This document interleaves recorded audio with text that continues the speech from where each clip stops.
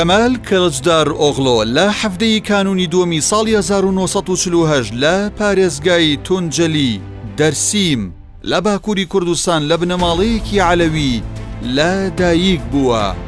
باوکی ناوی قەمەرخان بووە، بەڵام ساڵی 1950 نازناوی خۆی بۆ کلجدار ئۆغڵۆ گۆڕیوە. کلجدار ئۆغڵۆ خوێندنی سەرەتایی و ناوەندی و ئامادەیی لە قوتابخانەکانی پارێزگای تونجەلی و خارپێت تەواو کردووە.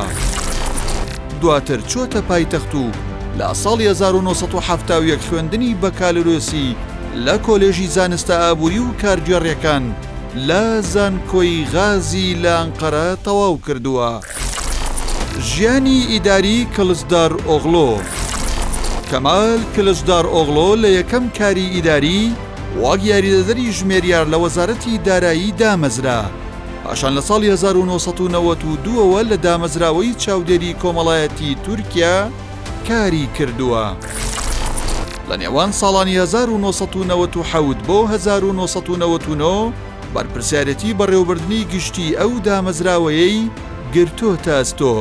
دواتر بۆتە ئەندامی ئەنجومەنی بەڕێوەبردنی بانکی کاری تورکی. ژیانی سیاسی کلجدار ئۆغڵۆ. لە ساڵی 2002ەوە دەستی بە چالاکی سیاسی کردووە و چۆتە ڕیزەکانی پارتی گەلی کۆماری کە خۆی بە میراتگری شەرعی سیاسەت و بیری مستەفا کەمال ئەتاتورک دەزانێت. لە هەڵبژاردنی پەرلەمانی تورکیا لە تشرینی دووەمی ساڵی 2002 واگەندامی پەرلەمان هەڵبژێردرا. پاشان لە هەڵبژاردنی مانگی ئابی ساڵی 2007 جارێکی دیکە بوویەوە بە پەرلەمانتار.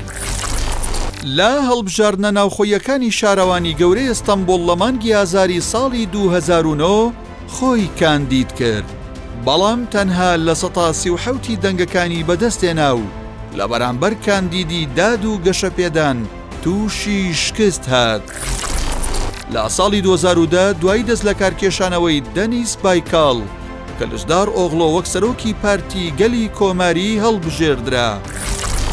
لە هەڵبژاردنی پەرلەمان لە مانگی حوزەیرانی ساڵی 2011 بۆ یەکەم جار سەرکردایەتی حیزبەکەی لە هەڵبژاردندا کرد. لە 125 دەنگەکان و 135 کورسی پەرلەمانیان مسۆگەر کرد.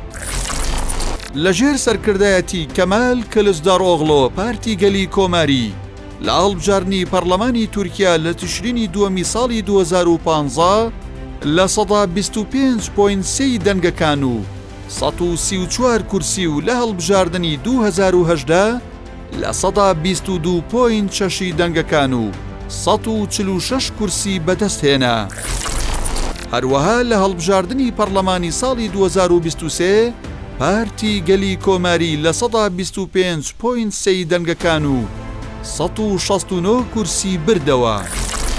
لە هەڵبژاردنی سەرۆکایەتی کلجدار ئۆغڵۆ و کاندیدەکانی چەند جارێک بەرامبەر ئەردۆغان دۆڕاون.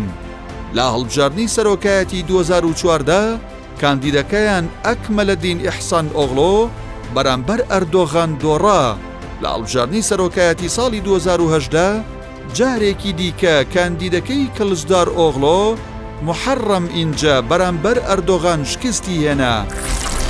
لە هەڵبژاردنی سەرۆکایەتی ساڵی 2023 کلجدار ئۆغڵۆ خۆی هاتە مەیدان و لە خولی یەکەم پلەی دووەمی هێنا و بۆ خولی دووەمی سەرۆکایەتیش لە ڕکابەری بەردەوام بوو.